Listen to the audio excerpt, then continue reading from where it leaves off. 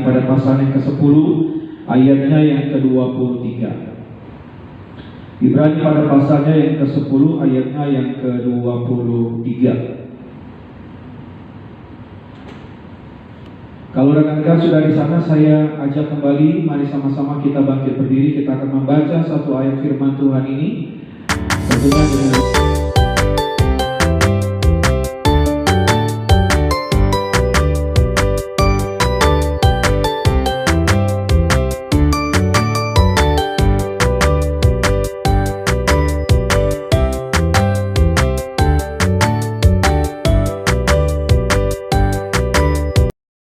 pada pasal yang ke-10 ayatnya yang ke-23.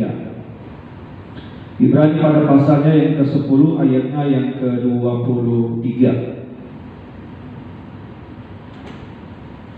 Kalau rekan-rekan sudah di sana, saya ajak kembali, mari sama-sama kita bangkit berdiri. Kita akan membaca satu ayat firman Tuhan ini, tentunya dengan suara yang keras, dengan suara yang lantang. Firman Tuhan berkata, iman timbul dari pendengaran akan firman Kristus. Ibrani 10 ayat 23, mari sama-sama kita baca. 3, 2, ya. Marilah kita teguh berpegang pada pengakuan tentang pengharapan kita, sebab Ia yang menjadikannya apa saudara?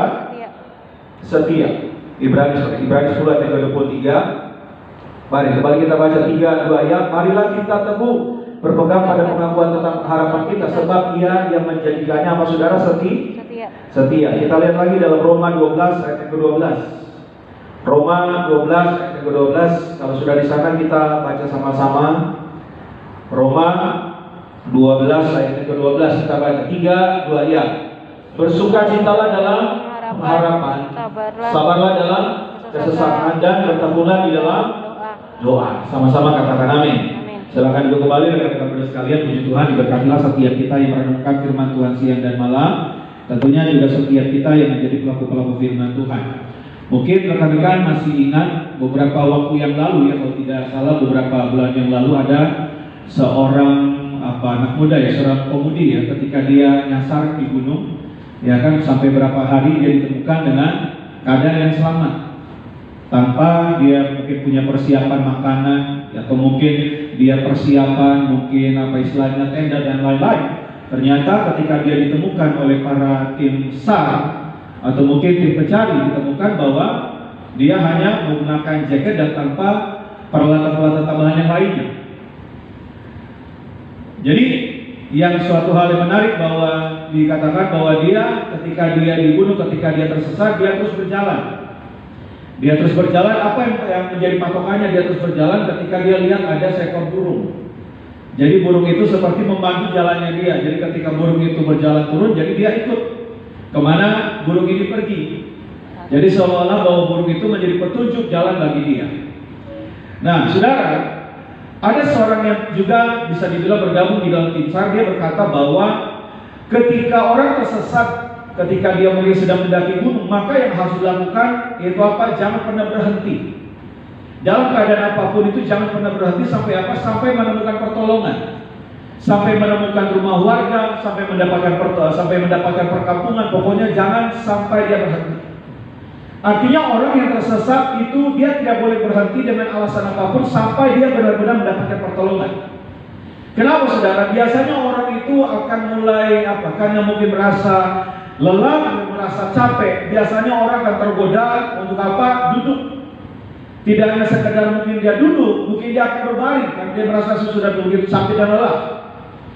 Dan jika hal ini terjadi, biasanya saudara, maka tanah itu akan menyerap panas tubuh dari orang tersebut dan dia bisa mengalami namanya hipotermia, ya kan saudara, kehilangan panas tubuh. Dan itu bisa membuat apa? Membawa orang mengalami kematian. Saudara. Makanya banyak kejadian-kejadian, ada banyak pendaki gunung mereka yang didapatkan mereka sudah tidak bernyawa gitu, karena ketika mereka tersesat, mereka berhenti di tengah jalan, mereka duduk atau mungkin mereka dalam keadaan tertidur, padahal mungkin beberapa ratus ke depan itu sudah ada perkampungan atau mungkin rumah warga. Nah saudara, perjalanan kehidupan seorang percaya juga, Alkitab katakan kita tuh akan mengalami masa-masa yang sukar. Coba dibuka di dalam 2 Timotius 3 ayat yang pertama. 2 Timotius 3 ayat yang pertama. 2 2 Timotius 3 ayat yang pertama, kalau sudah dibuka kita akan baca sama-sama. 2 Timotius 3 ayat yang pertama. Mari kita baca 3, 2 ayat. Ketahuilah bahwa pada hari-hari terakhir akan datang apa saudara, masa-masa yang sukar. Kata sukar di sana itu menggunakan kata kalepos. Kalepos itu artinya apa saudara? Suatu kondisi yang sangat berbahaya di mana tak satu manusia pun dapat bertahan hidup dalam kebenaran jika mereka tidak sungguh-sungguh hidup dalam Tuhan. Jadi artinya ketika kita masuk di tahun yang baru 2025, ayo sebagai anak-anak muda, jangan kita jauh-jauh dari Tuhan. Ayo semakin melekat sama Tuhan, mendekat sama Tuhan. Salah satu bentuknya apa saudara ya, hari ini malam minggu ini ketika mungkin teman-teman yang lain mereka mungkin asik santai ya di rumah, mungkin dengan cuaca seperti rasanya pengen tidur aja, ya kan saudara, atau mungkin mending jalan-jalan ke mall, tetapi teman-teman mengambil keputusan untuk apa saudara datang ibadah. Ini kan salah satu bentuk di mana kita memiliki kerinduan, hati kita itu melekat sama Tuhan setiap waktu. Karena kita mencatat bahwa akan terjadi kalepos satu masa-masa yang sukar, kondisi dunia akan semakin sulit. Tadinya kita tidak pernah berpikir saudara, perang dunia kedua selesai, ternyata kita berpikir tidak ada perang lagi. Ternyata kita lihat bagaimana di Eropa sedang bergejolak, ya kan saudara. Kita berpikir oh mungkin cuma di Eropa, tiba-tiba di Asia, saudara, di Timur Tengah sudah bergejolak. Orang mulai mau wah jangan ini nanti Korea Utara dan lain-lain. Orang sudah mulai ketakutan saudara.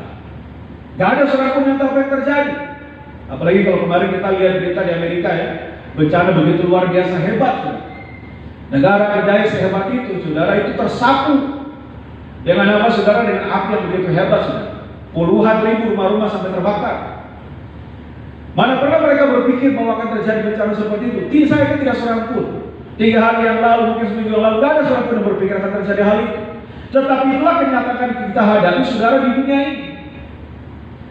Jadi artinya bahwa ketika kita mengalami masa-masa yang sulit, ketika kita mengalami masa-masa yang sukar, sama seperti kisah di atas tadi sebagai seorang pendaki gunung itu saudara, ketika kita mengalami masa-masa yang sulit, ayo jangan pernah berhenti berjalan sampai apa? Kita melihat pertolongan Tuhan itu terjadi dalam kehidupan kita. Amin. Yohanes 10 ayat ke-10 dikatakan demikian. Yohanes 10 ayat ke-10 boleh dibuka dan dibaca. Kita baca sama-sama. Yohanes 10 ayat ke-10, mari kita baca 3, 2 ayat. Pencuri datang hanya untuk mencuri dan membunuh dan membinasakan. Aku datang supaya mereka mempunyai hidup dan mempunyainya di dalam segala saudara kelimpahan. Ini janji firman Tuhan bahwa saudara dan saya tidak hanya kita mendapatkan hidup, tetapi jaminannya kita mendapatkan hidup yang apa saudara di dalam segala kelimpahan. Tidak hanya berbicara tentang materi saja. Saya percaya bahwa setiap anak-anak muda ini masa depan kalian pasti berkati berhasil. Amin. Tetapi kelimpahan dalam apa saudara? Damai sejahtera, sukacita, ketenangan, kekuatan, saudara, pengharapan itu Tuhan berikan. Apalagi dalam Roma 5 ayat yang 5 dikatakan demikian. Roma 5 ayat yang 5 dikatakan apa saudara? Dan pengharapan tidak mengecewakan, karena kasih Allah telah dicurahkan di dalam hati kita oleh Roh Kudus yang telah dikaruniakan kepada kita. Jadi artinya bahwa setiap kita anak-anak muda di tempat ini, bahwa ketika kita menempel sama Tuhan, ketika kita mendekat sama Tuhan, kita tidak akan pernah dikecewakan. Amin. Amin saudara, tidak akan pernah dikecewakan. Mungkin hari ini kita mengalami masa-masa sulit. Kenyataannya memang seperti itu saudara. Kita tidak mengabaikan itu.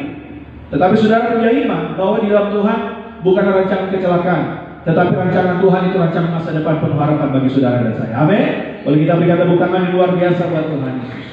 Nah kalau begitu bagaimana supaya saudara dan saya kita tetap teguh di dalam Tuhan, supaya kita selalu mendekat, menempel sama Tuhan. Di dalam Roma 12 ayat yang ke-12 tadi, boleh kita lihat sama-sama Roma 12 ayat yang ke-12. Saya akan bacakan bagi kita semua Roma 12 ayat yang ke-12. Mari kita baca 3, 2 ayat. Bersukacitalah dalam pengharapan, bersabarlah di dalam apa? Kesesakan, dan bertekunlah di dalam apa saudara? Doa.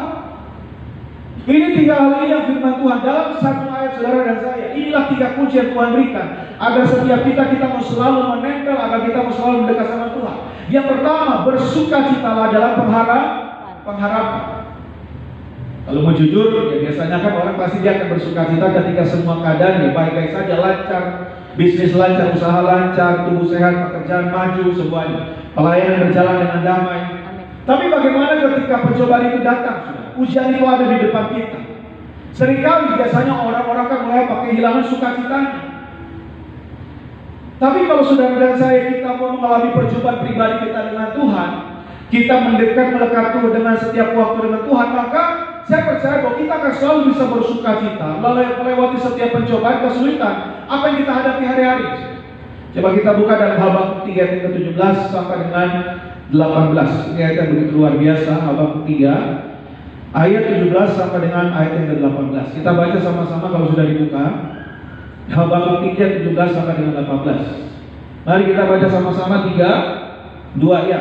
Sekalipun pohon ara tidak berbunga, pohon anggur tidak berbuah, hasil pohon zaitun mengecewakan, sekalipun ladang-ladang tidak menghasilkan bahan makanan, kambing domba halau dari kurungan, dan tidak ada lembu sapi di dalam apa saudara kan? Kandang. Selanjutnya apa saudara? Namun aku akan apa? Bersorak-sorak di dalam Tuhan, beria-ria di dalam Allah yang apa saudara menyelamatkan aku. Ini saya sebut sebagai sukacita sekalipun. Apa saudara? Sukacita sekalipun. Tadi yang kita mencatat sudah, pohon ara tidak berbunga, pohon anggur tidak berbuah, hasil pohon zaitun mengecewakan, ladang-ladang tidak menghasilkan bahan makanan, kambing domba terhalau dari kulungan, tidak ada lembu sapi dalam kandang. Sudah. Itu kan bukan sesuatu hal yang baik, sesuatu hal yang buruk yang terjadi, sudah. Yang dialami itu apa saudara? Krisis. Tetapi dia katakan apa? Namun aku akan bersorak-sorak di dalam Tuhan, beria-ria dalam Allah yang menyelamatkan apa saudara? Aku. Maka saya percaya bahwa ketika kita mengalami perjumpaan pribadi dengan Tuhan, maka sukacita yang kita rasakan itu sumbernya daripada Tuhan.